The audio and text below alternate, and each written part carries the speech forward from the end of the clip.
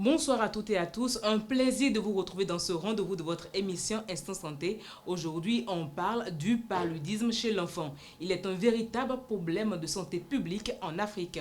Mesdames et messieurs, tout sur le paludisme chez l'enfant, c'est tout de suite avec le médecin pédiatre.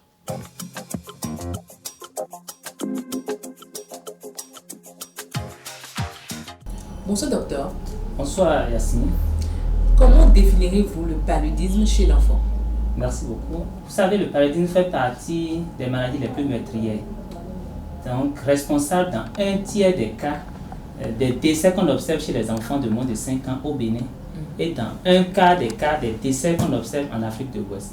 Alors, comme vous pouvez voir sur cette image, vous allez voir là cet humain, donc un enfant, pour lui inoculer ces parasites qu'on appelle plasmodium. Et c'est justement la présence de ces parasites qui vont se développer au niveau du foie et également au niveau de la circulation sanguine. C'est leur présence qui va engendrer un certain nombre de signes et c'est ça qui va définir ce que nous appelons paludisme. Donc quand on dit paludisme, il faut voir les moustiques, il faut voir que ces moustiques inoculent des parasites à l'homme, ça va donner des signes.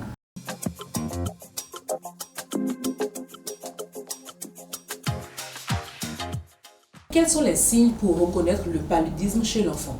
Dès qu'un parent voit un enfant qui chauffe et qui a un comportement qui n'est plus le comportement qu'il avait avant, lorsque son comportement change, il devient plaintif, très irrité, il pleure sans raison, capricieux, ça peut déjà être des manifestations du paludisme.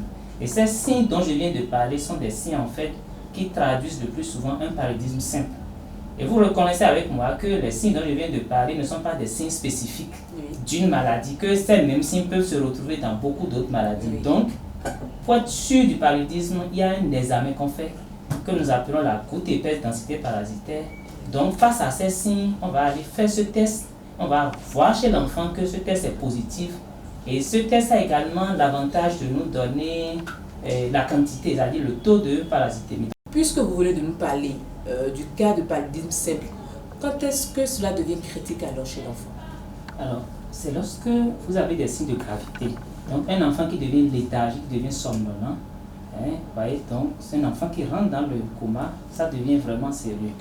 Il y a également d'autres signes, un enfant qui vomit tout ce qu'il mange, donc qui devient déshydraté. Vous allez voir des enfants qui ont le paludisme, qui ont du mal à respirer. Mais il y a un signe important, capital, qu'on observe souvent et qui conduit à ce que nous enregistrons beaucoup de cas de décès malheureusement. Et ce signe, c'est l'anémie.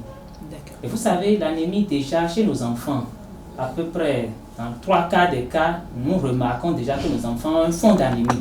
Et le paludisme vient aggraver cette anémie. Et en plus, nous avons le paludisme dans une période où les pluies sévissent, où il pleut beaucoup. Et dans cette période, il est difficile d'avoir du sang. Parce que les zones où il faut aller collecter le sang, c'est un peu difficile d'accès. Pour mobiliser les gens à avoir le sang, c'est difficile. Et donc, nous perdons beaucoup d'enfants dans cette période par manque de sang. Donc, voilà un peu quelques signes. Il y a également l'hypoglycémie. Vous savez, le paludisme, ça donne rapidement l'hypoglycémie chez un enfant parce que déjà, il a du mal à manger. Et les tout petits n'arrivent pas à avoir des réserves de sucre comme nous les grands. Donc, rapidement, ils font des hypoglycémies.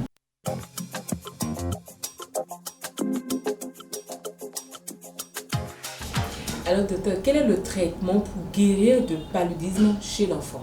Vous savez, un paludisme simple, on peut le traiter avec 500 francs. Et je vous assure, je n'exagère pas.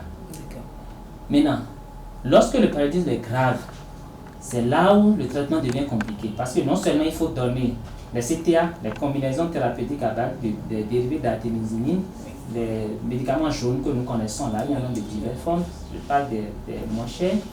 En plus de ces médicaments, c'est qu'il faut maintenant se mettre à traiter l'enfant en réanimation. Et c'est là où le traitement devient compliqué. Où il faut faire des perfusions, il faut donner beaucoup d'autres choses, des drogues, plein d'autres choses, il faut réanimer. Là, ça devient coûteux. Sinon, le traitement du paludisme, il est simple, il est disponible. Le plus difficile, c'est de faire le diagnostic.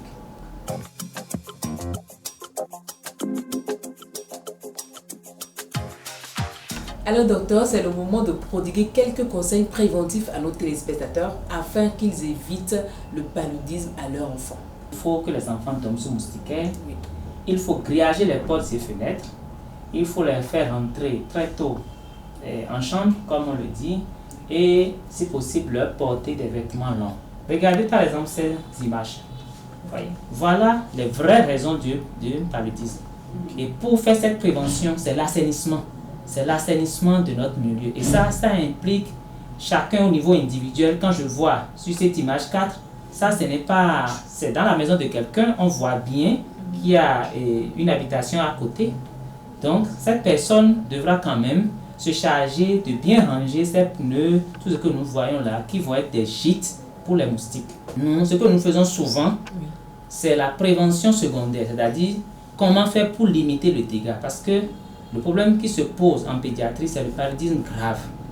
Et à ce niveau, le conseil que je m'en vais donner aux parents, c'est de savoir qu'un paludisme simple qui n'est pas bien traité va évoluer vers un paludisme grave.